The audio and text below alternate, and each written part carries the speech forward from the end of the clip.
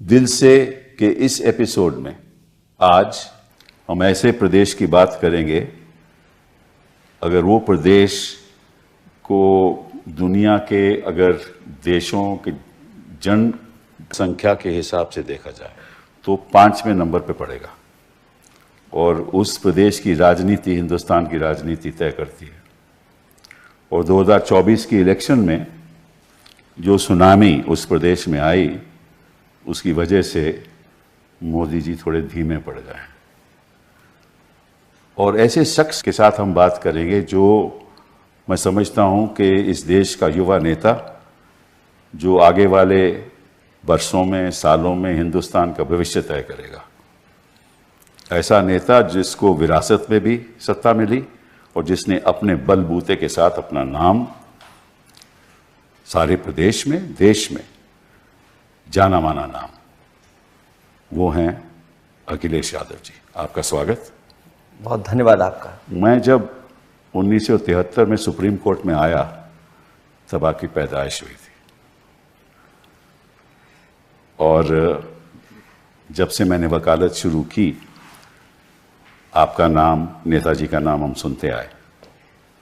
और सबसे पहले तो मैं आपसे कहना चाहता हूं कि जितनी जल्दी से आपने अपना राजनीतिक जीवन बनाया है, 2004 में आप लोकसभा में आए, 2009 में आए, 2012 से 17 तक आप चीफ मिनिस्टर रहे, बड़ी बड़ी योजनाएं आपने चालू की, आगरा एक्सप्रेसवे, मतलब कि जो आपने डेवलपमेंटल वर्क्स किए शायद ही किसी ने किए हों, और जो सोशल काम आपने किया, चाहे वो विद्या धन की स्कीम हो, चाहे वो लैंडलाइन हो, महिलाओं के लिए लाइन हो, चाहे वो आपने कई और ऐसी योजनाएं की। तो लेकिन उसके बावजूद 2019 में आपको उतनी सफलता नहीं मिली। क्यों नहीं मिली उसके बारे में हम चर्चा करेंगे।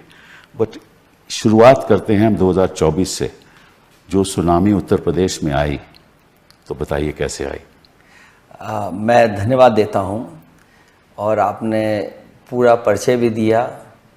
और सच्चाई ये है कि पूरा देश इंतज़ार कर रहा था ऐसे ही परिणाम के लिए। मैं आपके माध्यम से उत्तर प्रदेश जनता का धन्यवाद देता हूं कि उन्होंने इंडिया अलायंस और पीडीए रणनीति की मदद की और उसका परिणाम ये हुआ, जहां भारतीय जनता पार्टी 70 या 80 में 80 सीटें जीतने की बात कर रही थी, वो बहुमत से पीछे रह गए। और आज भी अगर हम गिनती देखें, उत्तर प्रदेश में अगर बीजेपी ना हारी होती तो आज उनकी बहुमत की सरकार होती। जितना इंडिया अलायंस ने हराया, समाजवादी पार्टी ने उनको हराया, वो सीटें अगर वो जीत गए होते तो बहुमत की सरकार होती। सही बात है। तो उत्तर प्रदेश की जनता ने उन्हें रोका और जो जनता चाहती थी वही मुद्दे उठाए, जो कॉन्स्टिट्यूंसी जिस प्रत्याशी को चाहती थी, हमारी कोशिश रही पार्टी के उसी तरह का प्रत्याशी उतारें। और परिणाम ये हुआ कि अगर हम वोट की गिनती के हिसाब से देखें तो जो प्रधानमंत्री जी 4 लाख 5 लाख के लगभग जीते थे और उनके कार्यकर्ता इस चुनाव में कह रहे थे कि 10 लाख वोट से जीतेंगे। जीते जरूर हैं वो, लेकिन वोट से वो हारे हैं। इस तरह और भी उनके जो साथी थे, कई लोग, वो चुनाव नहीं जीत पाए, हार गए। लेकिन मैं समझता हूं कि जो आपका योगदान इसमें रहा वो बहुत ही महत्वपूर्ण था। इसलिए मैं कह रहा हूं कि मैं देख रहा था आपने टिकटें किस किस को दी। आपने अपने यादवों को केवल 5 को टिकट दी, आपने 32 ओबीसीज को टिकट दी, आपने 16 दलित्स को दी, आपने 10 अपर कास्ट को दी, आपने 4 अल्पसंख्यक मुसलमानों को दी। ये रणनीति आपने बनाई और इसका परिणाम हमने देखा। ये आपको कैसे सुलझा? होता यूँ था कि भारतीय जनता पार्टी और उनके सहयोगी लोग हमेशा समाजवादी पार्टी पे ही आरोप लगाते थे कि उनके पास ये MY है, इसके अलावा उन पर कोई वोट नहीं है। तो आपने पीडीए कर दिया। तो इसलिए क्योंकि उन MY को हराना था मुझे, उनके पास भी MY है, मोदी और योगी। तो जब उनके MY को हराना था तो मुझे अपनी रणनीति बदलनी थी। इसलिए पीडीए जो बड़ी आबादी है, 90% लोग हैं, उनकी आवाज़ बन करके वो गठबंधन बनाया उस पर लगातार हम लोगों ने काम किया, संविधान की बात की, आरक्षण छीनने की बात कही, और जिस तरह उनके साथ भेदभाव हो रहा है कानूनी तरीके से सरकार के प्रशासन से, उन बातों को उठाया। उसका परिणाम हुआ कि बड़ी संख्या में वो आबादी हमारे साथ जुड़ गई और उसी ने भारतीय जनता पार्टी का मुकाबला किया। जो सपने देख रहे थे 80 में 80 सीटों का, वो उत्तर प्रदेश की वजह से बहुमत में नहीं आ पाए। मतलब कि एक तो होता है कि जनता के पास जाकर भाषण देना, दूसरी होती है जो रणनीति आप बूथ पे बनाते हैं। तो मुझे ऐसा लगा कि आपकी बूथ की रणनीति सफल रही, क्योंकि पिछले कई चुनाव समाजवादी पार्टी जीती नहीं थी, और क्योंकि भारतीय जनता पार्टी के पास रिसोर्सेज बहुत हैं, उन्होंने ऐसा जाल फैला रखा था कि पन्ना प्रभारी उनके बहुत हैं, एडमिनिस्ट्रेशन उनके साथ था, बाहरी लोग उनके साथ थे। उनका जो सहयोगी दल है, एक सहयोगी परिवार है, वो लगातार जमीन पर भड़काने की बात, नफरत फैलाने की बात कर रहे थे। इसलिए जरूरी बनता था कि पूरी पार्टी के कैडर को, कार्यकर्ता को जिम्मेदारी दे करके कि भौगोलिक दृष्टि से और राजनीतिक दृष्टि से और सामाजिक दृष्टि से क्या उचित होगा, उसी तरह का संगठन बनाया, उसी तरह का प्रत्याशी तय किया, उन्हीं लीडर्स की जिम्मेदारी दी। उसका परिणाम हुआ कि इस बड़ी पार्टी से मुकाबला कर पाए। इसमें कोई इसका भी योगदान था कि जो योगी जी हैं वो आजकल मैंने सुना है कि थोड़ी दुविधा में हैं और बैकवर्ड कम्युनिटी उनके संग नहीं है, और ये जो केशव मौर्य ये जो चल रहा है, इसमें कितना सच है? बीजेपी के लोग बोलते तो जरूर हैं कि सबका साथ सबका विकास, लेकिन उनके फैसलों में ये सबका साथ सबका विकास नहीं दिखाई देता है। और ये लड़ाई केवल दो लीडर्स की यूपी की नहीं है, सच्चाई तो ये है लड़ाई दिल्ली और लखनऊ की है। अच्छा, वो तो मोहरा बने हुए हैं। जो एक नेता हैं योगी जी को हटाना चाहते हैं, वो केवल मात्र मोहरा है। लड़ाई तो दिल्ली और लखनऊ की है। आपने कहा ना कि 100 लाओ और सरकार बनाओ, तो इधर बाजार में चीजें देखते हैं कि समय समय ऑफर आता है। तो मैंने कहा पॉलिटिकल ऑफर भी दिया जाए उनको और कहा जाए कि हमारे पास तो हैं संख्या, अगर वो 100 ले आए तो मुख्यमंत्री बन सकते हैं, बहुमत के पास पहुंच सकते हैं। तो इसका मैं समझता हूं कि योगी जी को भी बहुत नुकसान होगा, और जो उथल पुथल जो उत्तर प्रदेश की राजनीति में होगा उसमें फायदा आपको होगा अगली बार असेंबली में। इन्हें अपने जो कार्यकाल किया है और क्या फैसले जनता के लिए, उसका असर पड़ेगा ही पड़ेगा। और ये जो दूरियां बन रही हैं आपस में उनके, और दूरियों की वजह से जो जनता की काम नहीं हो रहे हैं, ये कोई कुर्सी बचाने के लिए आज का जो फैसला, हाल में जो फैसला लिया सरकार ने कि जो मुस्लिम लोग हैं वो अपनी तख्ती लगा लें, वो इसलिए लगाया उन्होंने क्योंकि वो अपनी कुर्सी बचाना चाहते हैं। वो कुर्सी बचाने के लिए उन्होंने ये फैसला लिया।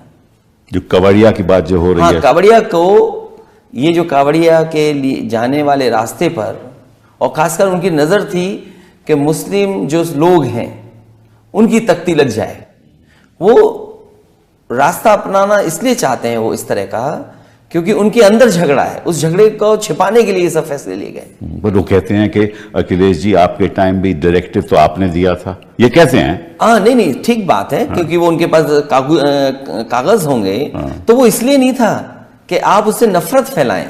कोई भी चीज की जाती है तो रजिस्ट्रेशन होता है उसका। मान लीजिए हम अपनी गाड़ी पर ड्राइविंग लाइसेंस लगा के तो नहीं चलते हैं ना, नहीं आपने जब कोई मांगता है तो ड्राइविंग लाइसेंस दिखाते हैं। मैंने सुना है कि जो आपका जो डायरेक्टिव था वो ये था कि भाई अगर आप रेस्टोरेंट है जो आपका लाइसेंस है वो लाइसेंस आप दिखाइए, दिखना चाहिए, और चाहिए। कोई आपका डायरेक्टिव नहीं था। नहीं, बिल्कुल नहीं। हाँ, बिल्कुल तो मतलब कि ये भी एक मैं समझता हूं कि फैला रहे हैं, गलत चीज फैला रहे हैं, इनकी आदत है।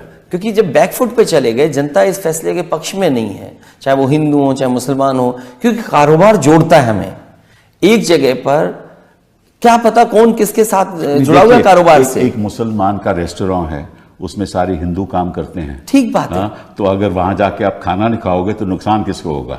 ठीक बात है। और इसी तरह बहुत सारे कारोबार हैं, दलित लोग हैं जो चलाते हैं, ठीक तो अगर वो कहने लगे कि हम इसके मालिक हैं तो उसका नतीजा क्या होगा सब जानते हैं। तो ये सरकार समझ नहीं पा रही है, कारोबार लोगों को जोड़ती है, कारोबार लोगों के बीच में उठना बैठना बनाता है।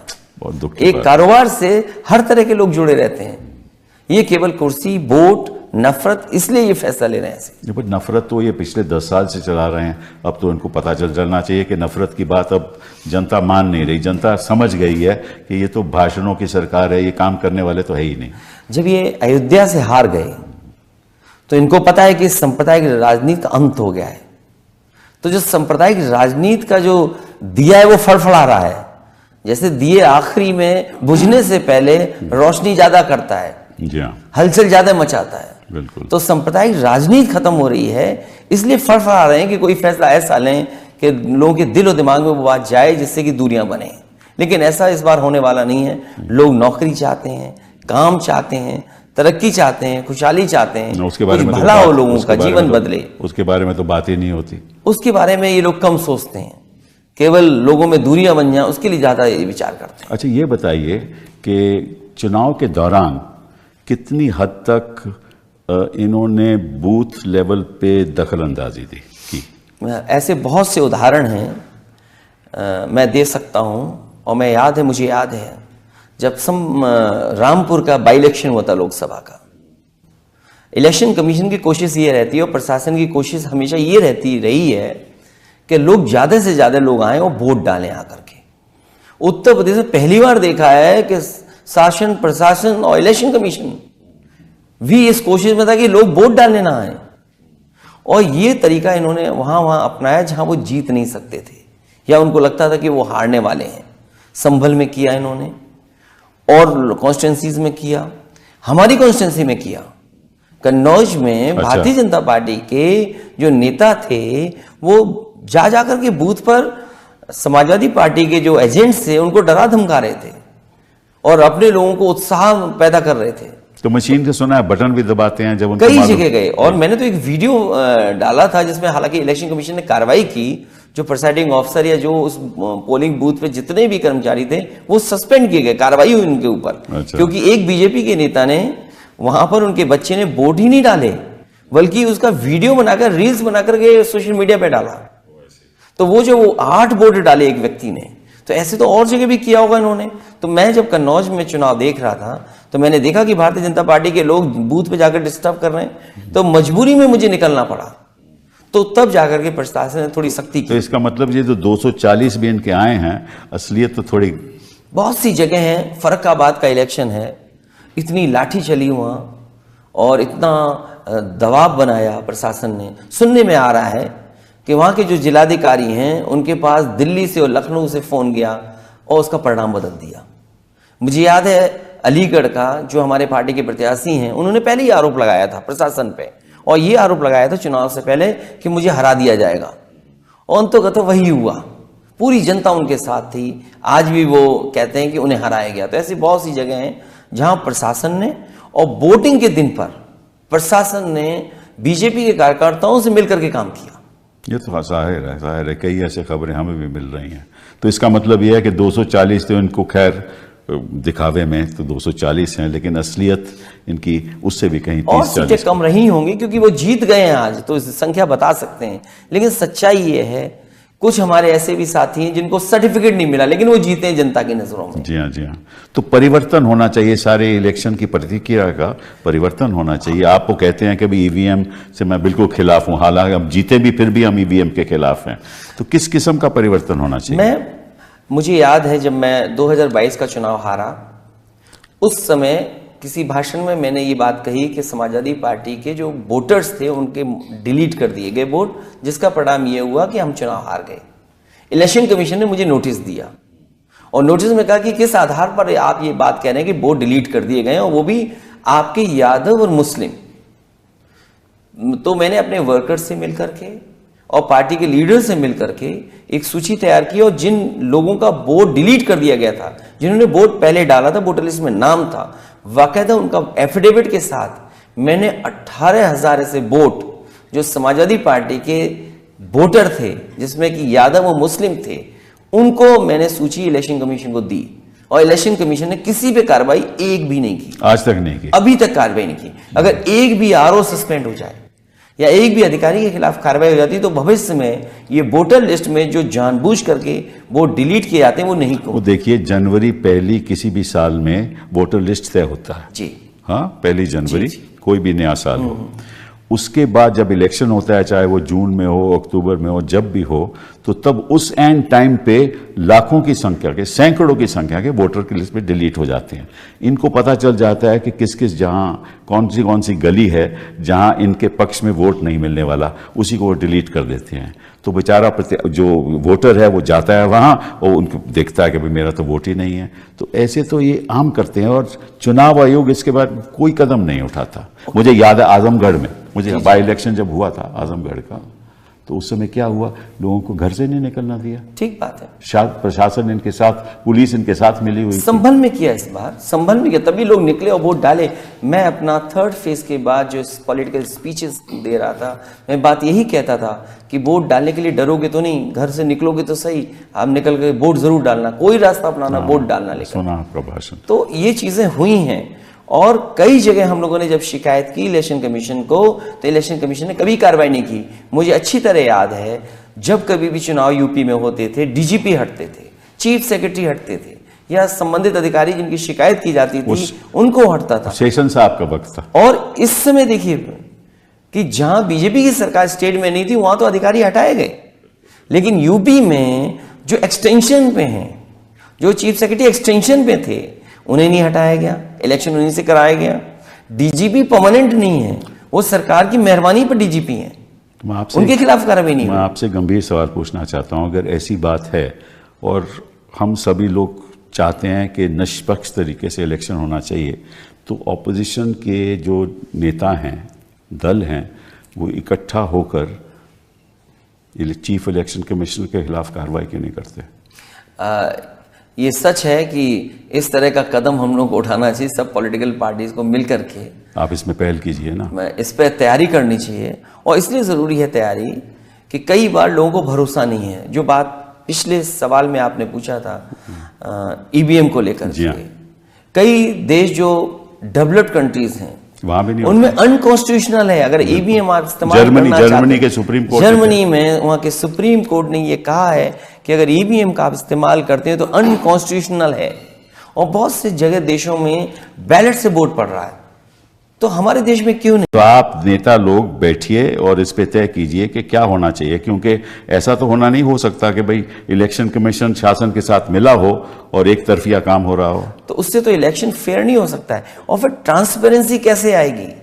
लोग जान रहे हैं कि वोट किसको दे रहे हैं, उससे दुश्मनियां बढ़ रही हैं। चलिए, ये तो हो गई उत्तर प्रदेश की बात। अब देखते हैं ट्रांसपेरेंसी पार्लियामेंट में क्या हो रहा है।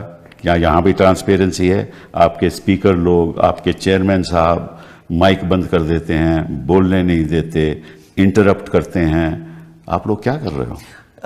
ये सवाल उठा था और उठेगा, और हमारी कोशिश होगी कि स्पीकर साहब से निवेदन करेंगे कि किसी भी लीडर का माइक बंद नहीं हो, क्योंकि वहां बोलने आ रहे हैं, अपनी बात कहने आ रहे हैं। अगर लोकसभा में नहीं बोलेंगे जनता की बात, तो कहां बोलेंगे?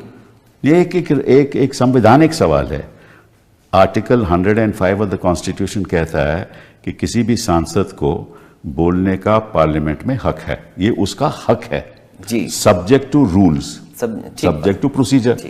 अब हमारा लोकसभा का प्रोसीजर या राज्यसभा का प्रोसीजर, उसमें कहीं नहीं लिखा हुआ कि किसी का माइक बंद हो सकता है, कहीं नहीं लिखा हुआ। ये भी कहीं नहीं लिखा हुआ कि इंटरप्ट करना चाहिए, चेयरमैन साहब को या स्पीकर साहब को इंटरप्ट करना चाहिए।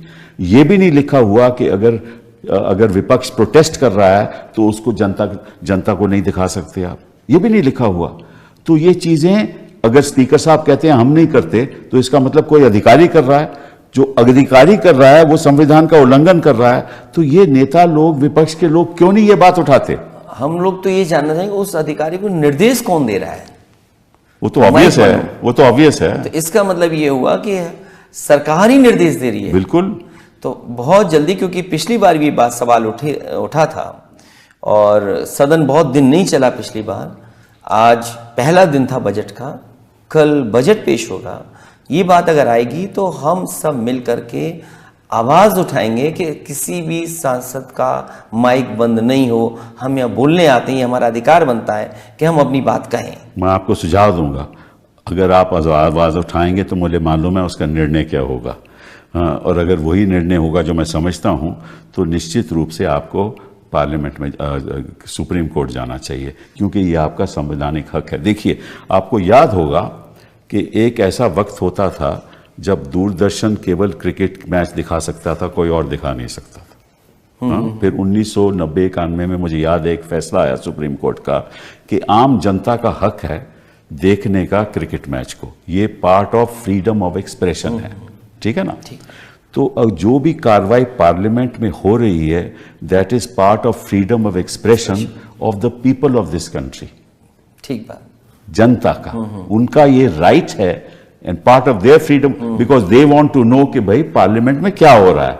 तो उस राइट का उल्लंघन हो रहा है अगर आपका माइक बंद हो जाए या आपको दिखाया ना जाए। ठीक, इस पे हम पॉलिटिकल पार्टी के लीडर्स बातचीत करेंगे। अगर इतना आगे कदम बढ़ाना पड़ेगा तो उसके लिए भी हम लोग बढ़ेंगे। बहुत बढ़िया बात है, ये बहुत ही अहम बात है कि ज़रूरी भी है, और ख़ास तौर पे क्योंकि इस स्तर पे पहुंच गई है राजनीति, इतना तनाव हो गया है देश में कि केवल करवाहट के, केवल एक दूसरे पे आरोप लगाना, देश की जनता के सामने जो चुनौतियां हैं, जो चुनौती किसानों की चुनौती है, बेरोजगारी की चुनौती है, इस पे तो कोई ध्यान ही नहीं दे रहा। और जिस तरह से नीट में हो रहा है, मैंने तो हमारी पहली बार इतिहास में ऐसा हुआ है। और नीट के बारे में सुप्रीम कोर्ट रोज के रोज, सुप्रीम कोर्ट बेचारी क्या कर सकती है?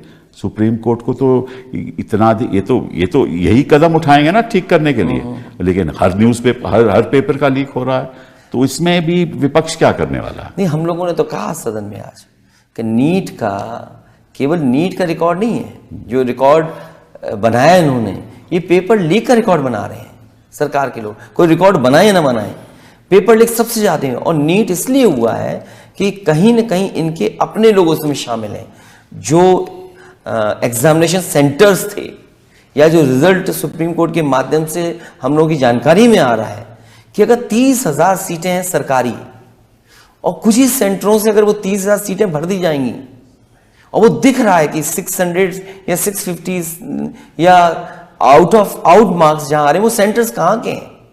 सीकर का पता लग रहा है कि 2000 से ज्यादा एक ही जगह बच्चे पास हो गए, जिनको इतने बड़े पैमाने पर सरकारी फिर डॉक्टर बन जाएंगे, वो फिर डॉक्टर बन जाएंगे। तो वही हमारी जान से खिलवाड़ कर रही है सरकार। कम से कम सरकार को इससे हमारी जान से खिलवाड़ ना करें, लोगों की जान से खिलवाड़ कर रही है सरकार। नहीं, बहुत ही गंभीर मामला है, बहुत ही ज्यादा। और लोग पकड़े जा रहे हैं, सीबीआई ने पकड़ा है, तो अगला सरकार को किस बात से ये रोकने की प्रयास करेगी, परीक्षा क्यों नहीं कैंसिल कर रहे हैं? सुनने में तो ये आता है कि कुछ जो अधिकारी एनटीए के जो चेयरमैन थे, उनके संबंध बीजेपी और बीजेपी के परिवार के लोगों के साथ बहुत खासम खास रहे हैं। ये तो बात बहुत ही ज्यादा गंभीर है, और खास तौर पे देश में स्वास्थ्य की ऐसी दिशा हो जाए कि जिस डॉक्टर के पास मेरिट ही नहीं है वो आपका इलाज करने जाए तो क्या होगा? जान से खिलवाड़ करना सरकार की नीयत नहीं होनी चाहिए। अच्छा, आप ये बताइए, तो बात खैर हमने देखा कि पार्लियामेंट में क्या हो रहा है, क्या अभी कुछ दिन के बाद पता चलेगा बजट सेशन किस तरह से आगे बढ़ता है। लेकिन ये बताइए कि इंडिया अलायंस की जब हम बात करते हैं तो इकट्ठा होकर कौन से आपने फैसले लिए? मैं समझता हूं कि अगर इलेक्शन का परिणाम देखा जाए तो बंगाल में ममता जी जीती और उत्तर प्रदेश में आपकी वजह से जीते, और महाराष्ट्र में वो उद्धव जी और शरद उनकी वजह से जीते, और केरला में तो खैर कोई बात ही नहीं है। तो जहां जहां भी जीत हुई है आपकी इंडिया अलायंस की, वो एक्चुअली प्रदेश के लेवल पे जीत हुई है, उसमें इंडिया अलायंस का ज्यादा कोई योगदान रहा नहीं मेरे हिसाब से।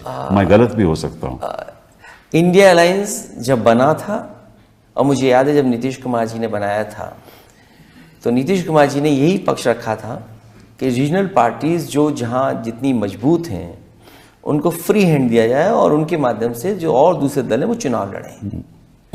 और वो जब रिजल्ट आया तो वो दिख रहा है, जो कभी नीतीश कुमार जी ने कहा था। जी हाँ, यही बात मैं चर्चा नीतीश कुमार, जहां से इंडियन अलायंस बना था। जी हाँ, इंडियन अलायंस का एक एडवांटेज जो हम लोगों को मिला वो ये था कि नेशनल नैरेटिव एक बन गया। जी हाँ, कि जो नेशनल लेवल पर बीजेपी का कोई मुकाबला कर सकता है तो वो एक इंडियन अलायंस है। लेकिन इंडियन अलायंस के अंदर जो रीजनल पार्टीज थी, जो जिस प्रदेश में था उसने अपने हिसाब से परिस्थितियां समझी उस हिसाब से जो लड़ाई लड़ी उसका परिणाम है कि बीजेपी को रोका जा सका। बिल्कुल बिल्कुल सही। वो आदरणीय ममता जी ने जो बंगाल में लड़ाई सीधी लड़ी, बिहार में हम थोड़ा चूक गए, दिल्ली में हम थोड़ा पीछे रह गए। जहां हमें उम्मीद थी कि मध्य प्रदेश में अच्छा होगा इंडिया अलायंस, या तेलंगाना में बहुत अच्छा होगा, कर्नाटका में बहुत अच्छा होगा। जहां तो 1-1 रहा, देखिए ना, जहां देखिए आप कोई भी प्रदेश में 1-1 जहां फाइट हुई, गुजरात में 1-1 फाइट हुई, मध्य प्रदेश में 1-1 फाइट हुई, वहां अलायंस का कोई जोर ही नहीं रहा, क्योंकि वो तो कांग्रेस वर्सेस बीजेपी था। तो कहने का मतलब ये है कि जो आपकी प्रदेश की पार्टियां हैं उनकी वजह से आज विपक्ष की इतनी सीटें आई हैं, लेकिन जो इंडिया अलायंस का एक ढांचा बनना चाहिए, मैं समझता हूं वो आज तक नहीं बना। हो सकता है उस समय हम लोगों ने थोड़ा ज्यादा गुजार दिया, अगर समय न गुजारा गया होता तो शायद सरकार भी इंडिया अलायंस की होती। आपको एक सेक्रेटेरिएट बनाना चाहिए था, इंडिया अलायंस का सेक्रेटेरिएट बनाना चाहिए था।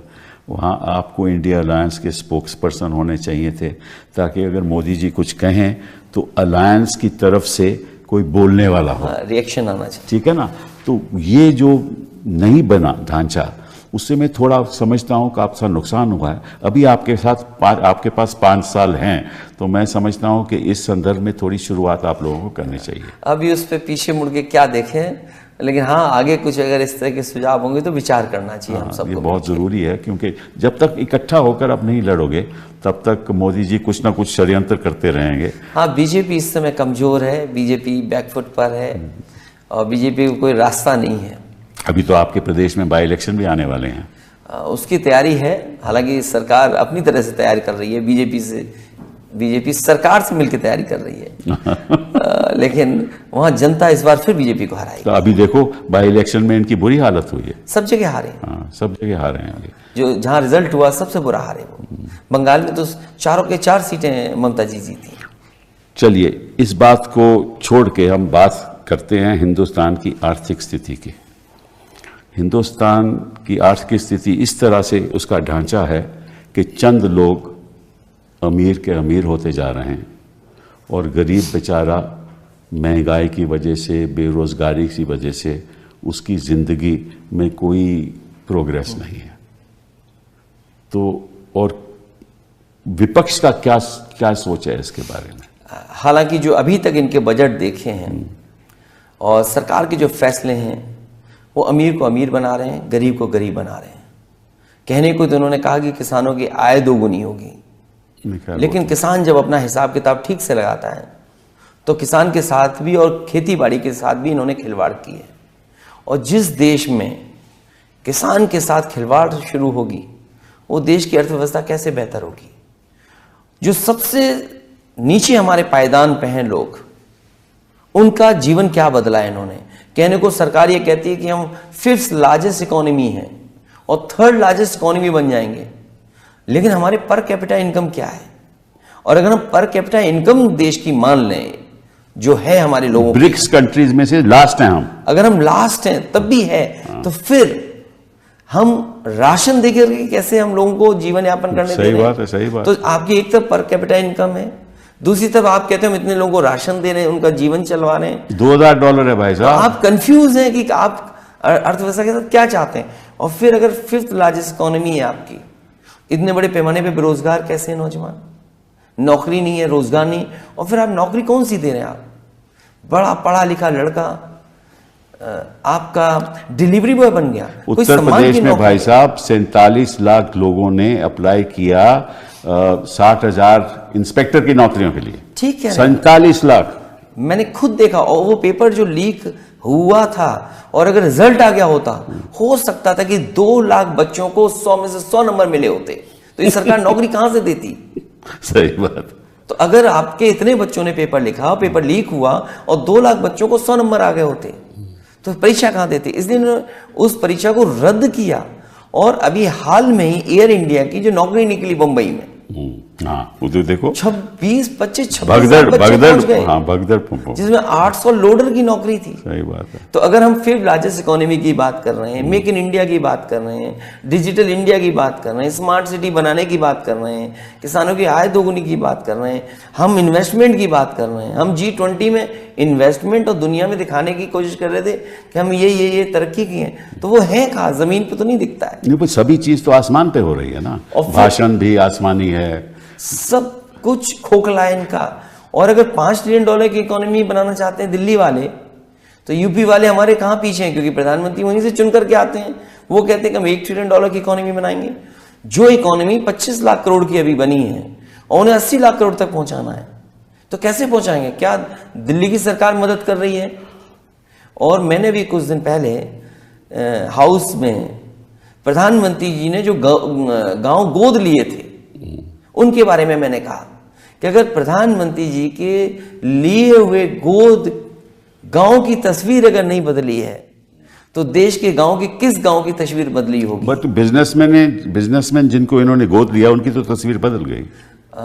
लेकिन ये सरकार ऐसी भी है, कब किसको गोद में लेगी, कब किसको अनाथ छोड़ देगी। सही बात। तो बहुत जल्दी अनाथ भी छोड़ देती है सरकार। ये बात तो सही है, ये बात तो सही है। तो गांव की जो अर्थव्यवस्था है वो बेहतर नहीं की, स्मार्ट सिटी का सपना दिखाया, अच्छे दिन तो भूल गए।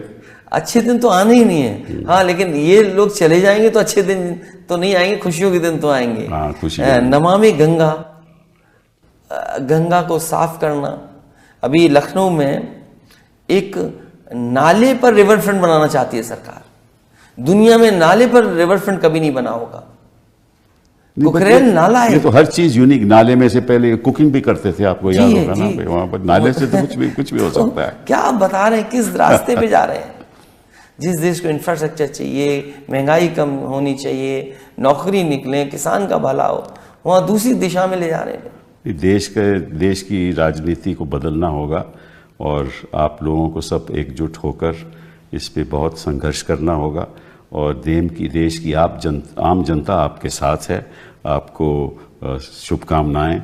हम भी आप लोगों के साथ हैं कि हम भी चाहते हैं कि देश उज्जवल हो और गरीब आदमी को शिक्षा मिले, सम्मान मिले और स्वास्थ्य की उसकी समस्या हो वो मैं इतनी महंगी ना हो। जब तक ये नहीं होगा तब तक देश आगे बढ़ नहीं सकता। मैं धन्यवाद देता हूं कि आपने बुलाया। बहुत और सच है यही कि पढ़ाई सस्ती हो, इलाज सस्ता हो, किसान को लाभ मिले, तो शायद हमारा देश और आगे बढ़ेगा। हम मिलके कुछ करेंगे ऐसा ही। थैंक यू, बहुत बहुत धन्यवाद। Thank you.